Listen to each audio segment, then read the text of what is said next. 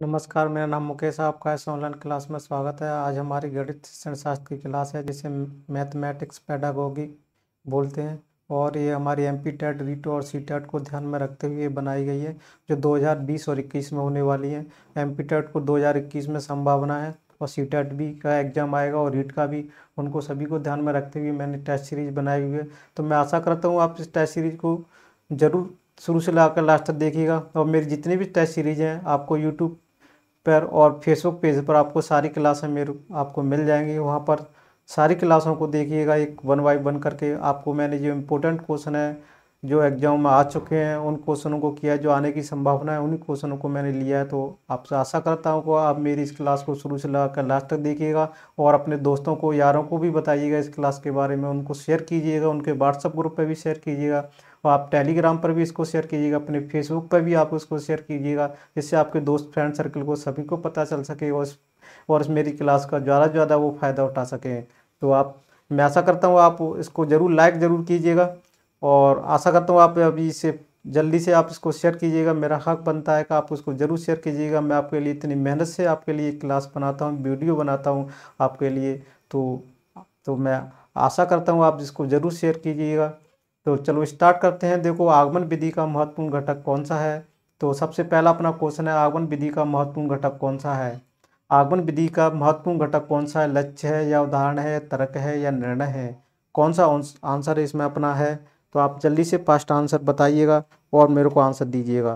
First answer दीजिएगा और बताइएगा कौन सा आंसर सही है अपना। तो देखो, आगमन विधि का महत्वपूर्ण घटक कौन सा है आगमन विधि का महत्वपूर्ण घटक कौन सा है, वो आप जल्दी से फास्ट बताइएगा। तो देखो, आगमन विधि का महत्वपूर्ण घटक कौन सा है। आगमन आगमन विधि का महत्वपूर्ण घटक कौन सा है। क्या लक्ष्य है, या उदाहरण है या तर्क है या निर्णय है। तो अपना सही आंसर कौन सा होगा। आगमन विधि का महत्वपूर्ण है का आप साथ साथ में कमेंट बॉक्स में भी कमेंट्स करते जाइएगा, अपने आंसर भी उसमें लिखते जाइएगा। उसमें ये लिखते जाइएगा 1 का ए है, बी है, सी है, और जिससे आपका खुद का टेस्ट भी होता रहेगा। लास्ट में आपको इतना भी पता चल जाएगा कि मेरे कितने सही थे। और फिर इस वीडियो को दोबारा से जो रिकॉर्डेड हो जाएगा उसके बाद आप फिर दोबारा से कीजिएगा, फिर भी आप उसको जल्दी से आंसर बताइएगा, जिससे अपनी टेस्ट सीरीज आपको याद भी हो जाएगी, क्वेश्चन भी आपको पता चल जाएंगे। तो इसमें अपना एक तरह के टेस्ट भी हो जाएगा। तो इस तरह से आप कमेंट्स बॉक्स में ज़रूर कमेंट्स करते हैं, जिससे मैं भी देखता रहूँगा आप कितने लोग कमेंट्स कर रहे हैं, आपके कितने सही जा रहे हैं, मेरा जो पढ़ाना सार्थक हो भी रहा है या नहीं हो रहा है। और आपसे ये भी है, अगर कोई गलती से क्वेश्चन मैं गलती से आपको गलत आंसर बता भी देता हूं, तो आप मेरे को कृपया करके कमेंट्स बॉक्स में ज़रूर बता दीजिएगा। तो मैं आपको उस पुनः दोबारा से उस पर को ठीक करूंगा, जिससे और भी लोगों को उस क्वेश्चन से गलत पढ़ने से बच जाएंगे। तो क्योंकि मैं भी एक इंसान हूँ, गलतियाँ तो अक्सर होती रहती हैं, इंसान से भी होती हैं।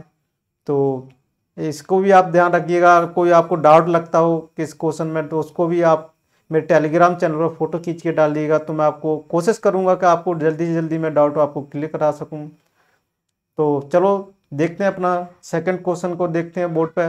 और आपको सेकंड क्वेश्चन दिखा रहा हूं मैं आपको।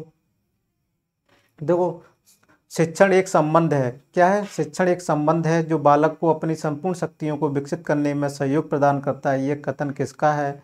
मर्सल का है या रायबर्न का है या रिस्क का है या गेट्स का है। कौन सा ऑप्शन सही है आप बताइएगा। आप जल्दी से फर्स्ट आंसर दीजिएगा।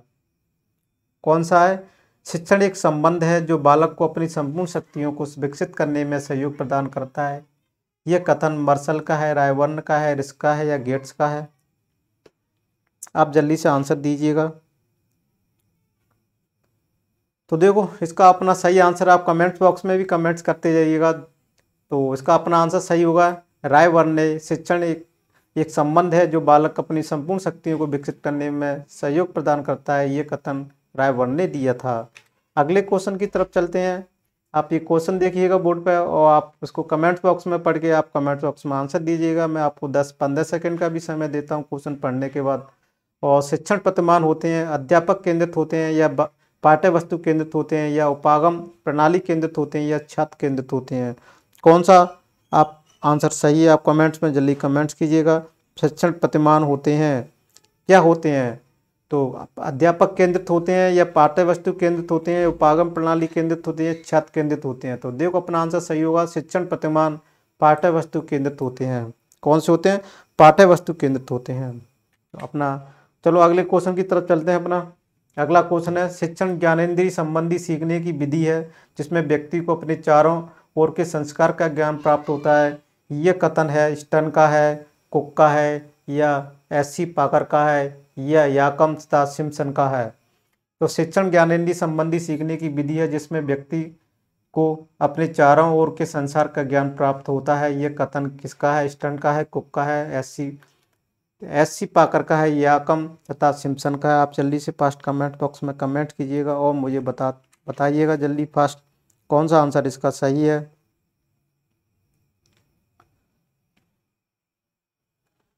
तो देखो इसका अपना सही आंसर होगा सी वाला ऑप्शन, एस पी पाकर।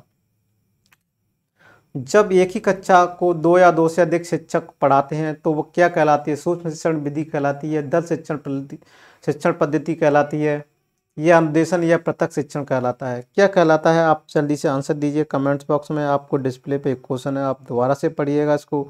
मैं आपको दोबारा से फिर पढ़ देता हूँ कि जब एक ही कक्षा के दो या दो से अधिक शिक्षक पढ़ाते हैं तो वो कहलाती है। जब एक ही कक्षा में दो या दो से अधिक शिक्षक पढ़ाते हैं, सूक्ष्म शिक्षण होता है, दल शिक्षण होता है, अनुदेशन शिक्षण होता है या प्रत्येक शिक्षण होता है? आप कमेंट बॉक्स में कमेंट्स कीजिएगा, जल्दी से आंसर टाइप कीजिएगा। अपना कौन सा आंसर है वो भी आप बताइएगा। तो देखो इसका सही आंसर मैं आपको 10 सेकंड समय दे रहा हूँ, आप जल्दी से फास्ट बताइएगा और मैं आप आंसर की तरफ चल रहा हूँ। तो मैं आंसर की तरफ चल रहा हूँ। अपना सही आंसर कौन सा है?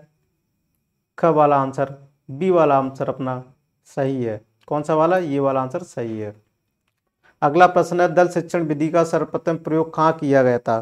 कहाँ किया गया था? देखो दल दल शिक्षण विधि का सर्वप्रथम प्रयोग कहाँ किया गया था? रूस में किया गया था या जापान में किया गया था या अमेरिका में या इंग्लैंड में? कहाँ पर किया गया था? इसका जस्ट आंसर बताइएगा। दल शिक्षण विधि का सर्वप्रथम प्रयोग कहाँ किया गया था? रूस में, जापान में, अमेरिका में या इंग्लैंड में? तो देखो दल शिक्षण विधि का सर्वप्रथम प्रयोग किया गया कहाँ पर? अमेरिका में किया गया। अपना सी वाला आंसर सही है। अगला प्रश्न है, सूक्ष्म शिक्षण नियंत्रण कार्यों का समूह है जो किसी विशिष्ट व्यवहार पर बल देता है तथा शिक्षण अभ्यास को नियंत्रित परिस्थितियों में संभव बनाता है। ये कथन किसका है? एलन व ईव का है, बुश का है, यस चैपलिन एवं ओल्ड का है या डी एल कुक का है? आप जल्दी से आंसर बताइएगा कौन सा आंसर है इसमें अपना। तो देखो सूक्ष्म शिक्षण नियंत्रण कार्य का समूह जो किसी विशिष्ट व्यवहार पर बल देता है तथा शिक्षण अभ्यास को नियंत्रित परिस्थितियों में संभव बनाता है। ये कथन किसका है? ये कथन आपको याद होंगे तभी बता सकते हैं आप। तो इसका अपना आंसर है ये वाला आंसर सही है। पाठ्यक्रम में गणित शिक्षण का महत्व क्या है? बौद्धिक है, नैतिक, सांस्कृतिक, प्रमुख सभी है? तो देखो पाठ्यक्रम में गणित शिक्षण का महत्व बौद्धिक भी होता है, नैतिक भी होता है, सांस्कृतिक भी होता है।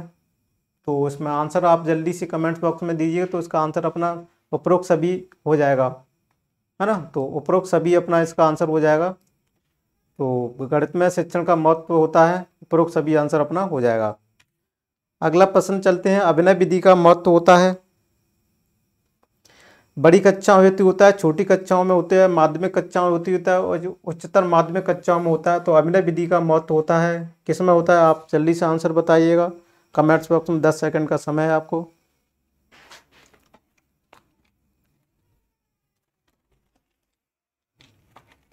आप जल्दी से फास्ट आंसर बताइएगा।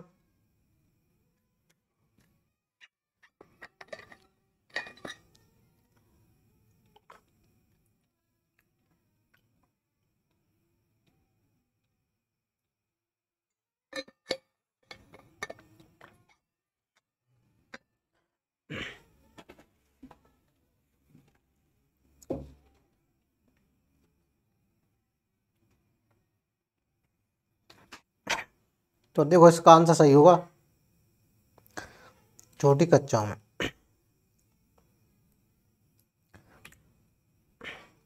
किसी पाठक को पढ़ाने से पूर्व किसका ज्ञान प्राप्त कर लेना आवश्यक है? संबंधित पाठ के उद्देश्य को, या संबंधित पाठ की शिक्षण विधियों का, संबंधित पाठ की प्रश्न बैंक का, उपरोक्त में से किसी का नहीं। तो देखो इसका आंसर कौन सा हो कमेंट बॉक्स में दीजिएगा। तो किसी पाठ को पढ़ाने से पूर्व अपन को किसका ज्ञान कर लेना चाहिए? संबंधित पाठ का उद्देश्य। इसका उद्देश्य क्या है पढ़ाने का? बच्चों को इसका कहाँ तक सार्थक है, इसका मेन उद्देश्य है वो अपन को पता होना चाहिए पाठ को पढ़ाने से पूर्व। वृत्त की परिधि का सूत्र ज्ञात करने में प्रयुक्त होने वाली विधि कौन सी है? इकाई विधि है, आगमन विधि है, संश्लेषण विधि है, निगमन विधि है। आप जल्दी से आंसर दीजिएगा, फास्ट बताइएगा। 10 सेकंड का समय दे रहा हूं मैं आपको।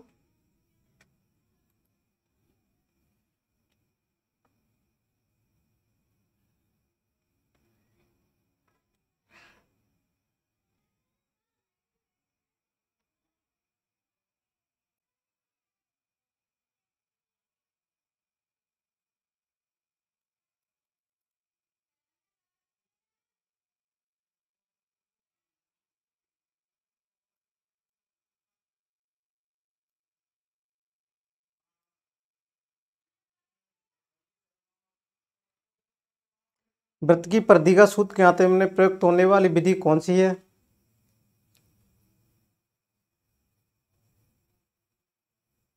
कौन सा आंसर है इसमें? वृत्त की परिधि का सूत्र ज्ञात करने में प्रयुक्त होने वाली विधि कौन सी है? तो देखो इसका सही आंसर है अपना आगमन विधि। ये वाला अपना आंसर सही होगा। अगला प्रश्न है, शिक्षकों की कमी के कारण जब एक विद्यालय में कई कक्षाओं के शिक्षण कार्य संचालन की व्यवस्था एक साथ करनी पड़ती है तो कहलाता है एक कक्षा शिक्षण, बहुकक्षा शिक्षण, न्यूनतम, अधिगम स्तर, उपरोक्त में से कोई भी नहीं। कौन सा आंसर आप बताइएगा, फास्ट बताइएगा और जल्दी से आंसर बताइएगा।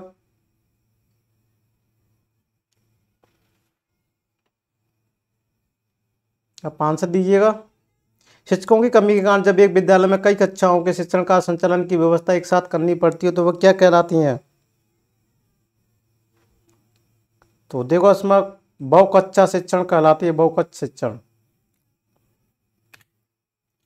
गणित की किस संरचना के अंतर्गत हम योग तथा गुणा तथा सामान्यीकरण आदि संक्रियाओं का अध्ययन करते हैं? बीज गणित में, या तल रूप संरचना में, क्रमिक संरचना में, या इनमें से कोई नहीं?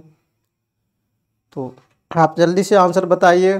तो गणित की संरचनाओं के अंतर्गत गुणा, भाग तथा सामान्यीकरण में योग गुणा का किस में बीज गणित में प्रयोग करते हैं? अपना ये आंसर सही हो जाएगा। अगला प्रश्न है, खोज विधि के आविष्कार कौन है? आर्मस्ट्रांग है, विलियम वर्ड्सवर्थ, या अरस्तु है, या प्लेटो है? आप आंसर दीजिए कमेंट बॉक्स में जल्दी। खोज विधि के आविष्कार कौन है? खोज विधि के आविष्कार कौन है? आप आंसर दीजिएगा फास्ट और बताइएगा जल्दी। कौन है आप जल्दी से बताइएगा। तो अपना इसका कौन सा आंसर भी हो सकता है? क वाला आंसर, यानी ए वाला आंसर अपना सही है। कौन सा आंसर इसका सही है? अपना क वाला। ठीक है, तो क वाला आंसर इसका सही है अपना। तो देखो कौन सा आंसर सही हो जाएगा? क वाला आंसर सही हो जाएगा। अब देखो अगला परंपरागत सहायक सामग्री है। परंपरागत सहायक सामग्री कौन सी है? उत्तर बताइए इसका। परंपरागत सहायक सामग्री कौन सी है? श्याम पट्ट है, या तालिका है, या पत्रिका है, या उपरोक्त सभी हैं? तो देखो परंपरागत सहायक सामग्री श्याम पट्ट है, तालिका है, पत्रिका है, सभी हैं। डी वाला अपना आंसर सही है इसमें। कौन सा? डी वाला आंसर अपना सही है। क्या है कि परंपरागत सहायक सामग्री कौन सी होती है? उपरोक्त सभी होती है। तो अपना आंसर डी वाला है। तो ये भी अपना सही है। तो ये अपने 15 क्वेश्चन को आज यहीं समाप्त करते हैं। 15 क्वेश्चन की अपने टेस्ट सीरीज रखी हुई है। हर क्लास में अपन 15 क्वेश्चन है कोई सॉल्व करेंगे, जिससे अपनी क्लास भी लंबी नहीं जाएगी। और आशा करता हूँ आपको वीडियो कैसा लगा आप कमेंट बॉक्स में जरूर कीजिएगा। इसको शेयर ज़्यादा कीजिएगा और आप अपने टेलीग्राम चैनल पर, फेसबुक और व्हाट्सएप ग्रुप जहाँ पर भी हो, इस क्लास को आप ज़रूर शेयर कीजिएगा, जिससे आपके फ्रेंड सर्कल उनको भी इस क्लास का पता चल सके, वो भी इस क्लास का फ़ायदा उठा सके। Thank you for watching this video.